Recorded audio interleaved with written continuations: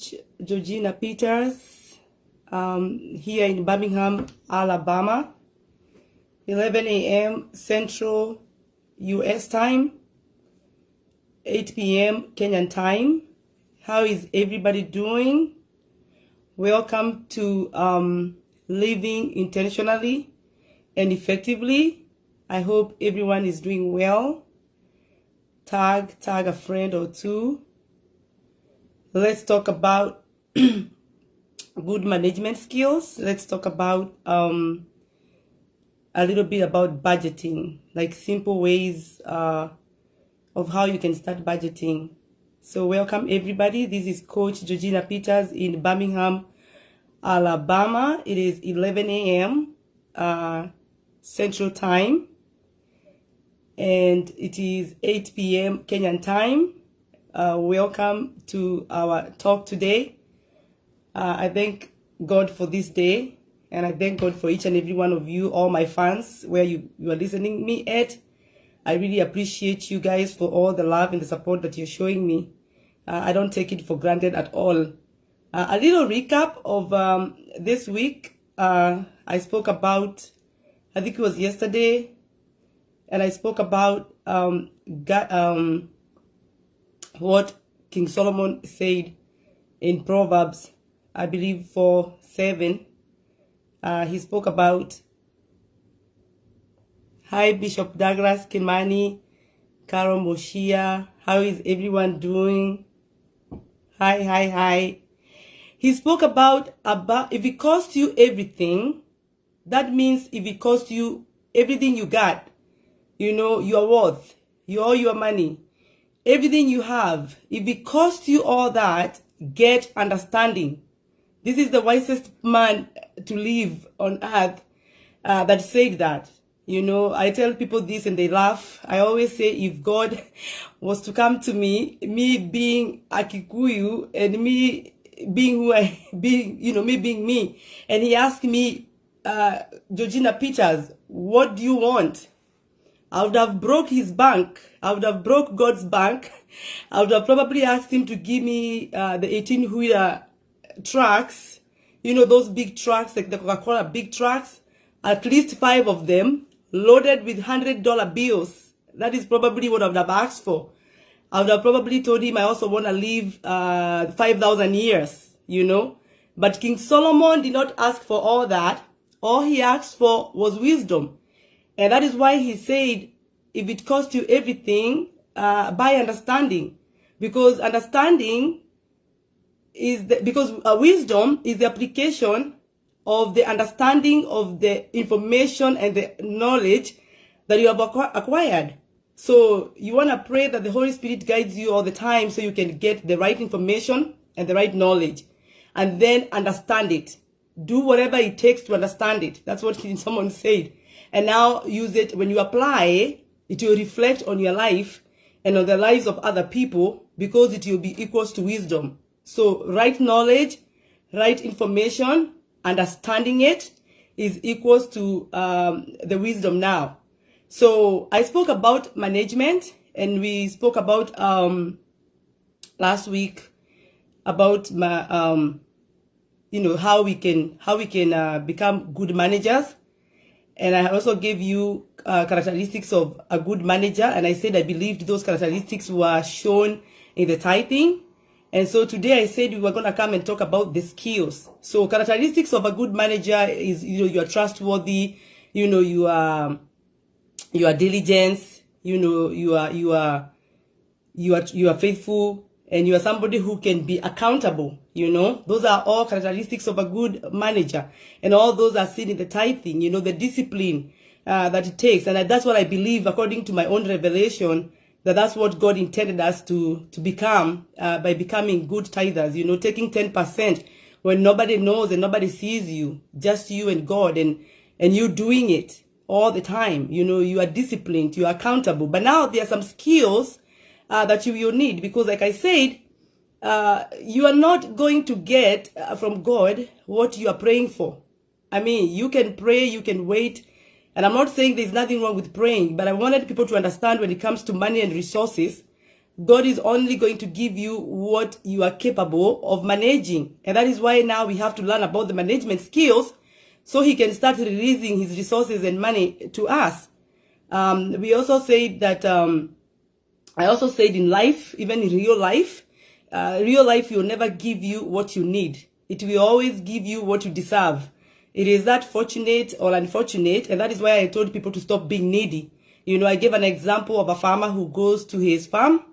If he did not give the soil and the seed, if he did not manage his farm, he cannot go there expecting what he needed. He will only get what he deserves from what he sold. You know, I went to those people who went to high school, those people who have gone to school. We all know, you know, when you go to high school, you go for the A. Everybody goes there knowing that they want to get an A. But you don't get an A if you do not deserve it. You know, you only get what you deserve depending with what you put in, the work you put in, you know, your disciplines and your ambitious and all that. So the skills of becoming a good manager is one of the things that is going to help us to become successful and even to determine what God is going to give us.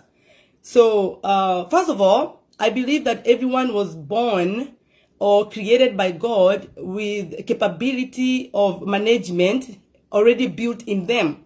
Because I said in Genesis 2:5, we saw that God had withheld the rains because he did not have man to come and cultivate his resources, to come and manage his resources. So he created us with the ability and the potential of becoming good managers. Unfortunately, becoming a good manager, of course, it's a process. You know, it is something, you know, it's not something you just become. You know, once you realize that you are not a good steward, then you want to put in the skills of a good steward, so now God can allow his resources and money on your hands.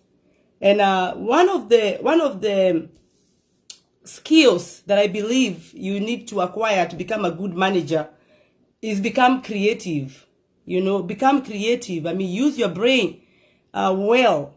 You know, become creative with God's money and resources. Like when you receive the money, you want to look at it as how it can help you. So God can fulfill his purposes through you. You know, become creative. Without creativity, you're not going to know, you know, what to do with the money. And also you want to make sure that you plan wisely.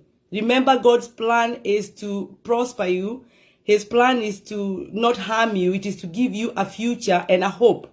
So you want to make sure that you have a plan also, you know, because that is what he's going to use to prosper you with. And that is good management. Anybody with no plan, I mean, if you have no plan, like, how are you going to be able to manage your money? How are you going to be able to manage the resources that you have if it's a farm without a plan? You know, you have to be ambitious. You know, this is showing strong desire and determination to succeed. You know, that is being ambitious. You know, all good managers are ambitious. You want to be persistent, you know, endurance, you know, regardless of the difficulties of falling off the wagon, you know, in your managing skills. You know, when you're managing money, when you're managing resources, you know, God's resources are, you know, like if you have a farm, like I said, you know, you have the seed, you know, if you're planting tomatoes or whatever it is that you're doing, you have to make sure that you're persistent in maintaining, managing to make sure that you'll get a good harvest. So you also have to be responsible, you know, you have to take control. You have to take control over money and resources and not the other way around. You know, these are the things that you adapt and become a good manager. You also need patience. See, a lot of people need and want things to happen overnight. You know, you have to be patient to see, you know, your management skill kick in, because it will, but it's not just going to happen overnight. You know, you probably need a month or two to practice, and once you see it's becoming fruitful, then of course you'll be happy. You know, persistence. You know, it's so many skills of becoming a good manager. And you also have to pray, you know, in terms of guidance. You know, you have to pray for guidance so that the Holy Spirit will guide you all through in your management skills. So managing, like I said, is the key that is going to determine what you get from God in everything, whether it is in your marriage, whether it is your children's lives. I mean, in each and everything. And I gave examples of how America is well managed. You know, the skill here of managing the number one resource, which is the human beings, is on top notch. You know, managing skills is something that everybody has to acquire. That is why I said understanding is the key. I'm also urging, even churches back home, and I'm not fighting churches. I'm just trying to kind of open up our mindset, get loose a little bit in acquiring new changes. Change does not come easily, and for a change to come, people have to come out and talk.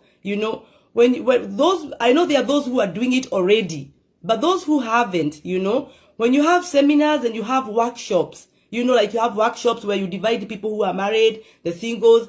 You want to make sure you have a management class, Get these university kids, young men and ladies, even volunteer, who have done commerce and finance. And they will come and teach this management class, because the management, if only people can manage what God gives them efficiently, a lot of people would succeed. Because it is not about how much money that is coming through your hands. It's not about how much resources are coming through your hands. The size don't matter. It is how you manage it, how you are able to categorize it in a way where now you are going to be able even to multiply it, You're not going to be able to invest immediately even when you get a job. But when you do the next thing that I'm going to talk about, when you have a plan and now you start budgeting, you'll be able to have something to invest in the future. So a life with no plan is a dangerous one. And also a life with no budget.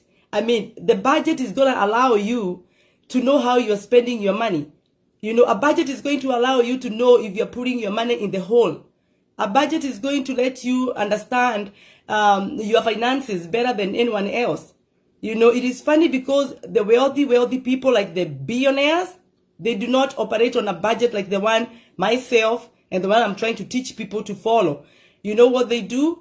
They invest fast and then they spend the remainder of the money. So that is how we can start, by budgeting the little we have, and then God will see us and help us to multiply it. And then one day, we will get at the top, where now we don't have to do the budgeting the way we're going to do it now. We will now start investing fast and then spending what we have left after. People start this way, the same way we're going to start, like looking at what we have and budgeting it wisely. And then we will end up being now not budgeting this way, but the other way around, Now we start now investing, and then we start spending after. That is somewhere we can go to. But even myself, I'm on the level of looking at each and every single thing that I'm doing so I can know where my money is going. So when you come to budget, I don't have my board. I had ordered one. I wanted to do a demo on the board and kind of do with figures, but my board is not here yet. When it comes, I'll get a chance to do that. But I'm just going to tell you verbally, little, small tips that will help you do your budget. So when it comes to the budget, you want to look at your needs and your wants, because there are those things that you need. They are basic needs that you have to do. And the only way you're going to be able to budget for this month, or maybe if you decide to start your budgeting in December, you have to go back to the last month's how you spent your money the previous month, from the beginning of the month to the end of the month. And you want to write it down. You want to put it down from the first of the month to the end of the month. Keep a track of your money. If you're using M-Pesa, if it is in America, if you use your debit card, you're using your credit cards, each and every penny that you have spent, keep track of it. Make sure that you put it down. You put it down on the date, the day, and how you spent it and what you spent it on.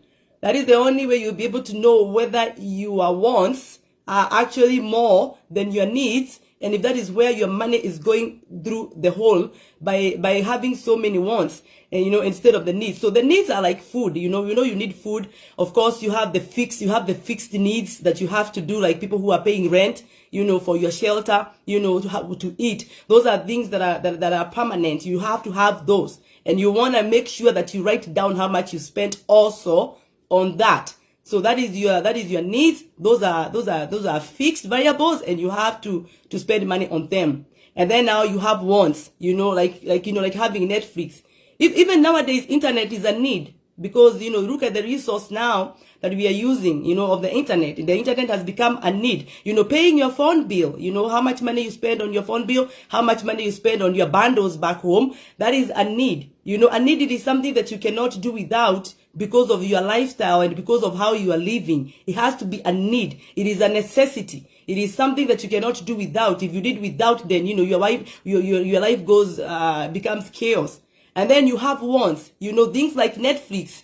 You can do without Netflix, coffee, doing your nails, makeup, all that. All those are wants. They are not needs. But I'm not telling you not to do them if your budget allows you to do it. If you're not putting money in a hole and you're not complaining of lack and you're not broke, then of course you can enjoy those extras. Life is too short not to enjoy. But I'm talking about, like, if you are wondering, like, when are you ever going to remove yourself from the hole of scarcity, of not having enough? Then you have to sacrifice from your wants, your habits. Some people have habits of, there are so many habits that people do have, and they are costly. And if they are costing you peace, they are costing you to be called wicked and lazy by God, because you're spending so much money on those habits and those wants, such that by the end of the month, you have nothing put on the side, even to save in the bank, at least to get a little bit of interest. Because you remember the first time when I started speaking, we spoke about the 3 servants, and that servant was called wicked and lazy because of how he, wasn't creative in looking at the money and the resources that God gave him. So you want to make sure that the little you have or the more you have, you are organized in the budgeting, whereby now you start categorizing it according to how important it is. So depending on your life, you can look back and you can see what it is that you really need. And I already told you of the basic needs, and now we have also spoke about the wants. The wants are the ones that you have to cut down.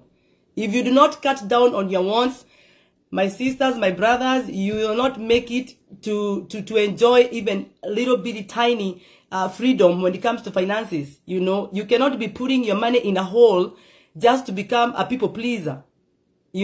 Buying liabilities instead of buying assets. Or not even buying assets at all, but at least saving to be able to invest in the future in something that would make you money. So basically, once you count everything from the beginning of the month to the end of the month, you want to subtract your spending from your income. So you're going to have your income. You know how much money you earn. You know how much, if it's in dollars, if it is in Kenyan shillings. First I said, look at your last month's, how you spent money last month.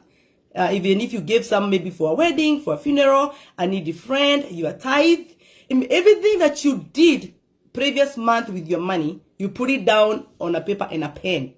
And then count how much money you spent. Then now look at how much money you earn. Then subtract that from your income. And you will be able to see if you are living above your means or you're in the right track. It is as simple as that. Simple as that. That will give you now an idea. You'll give you a hint. Oh my goodness. Look at how much I'm spending, and look at how much I'm making. Sometimes you'll be shocked to even wonder how you are making it. Like I said, I used to be that person.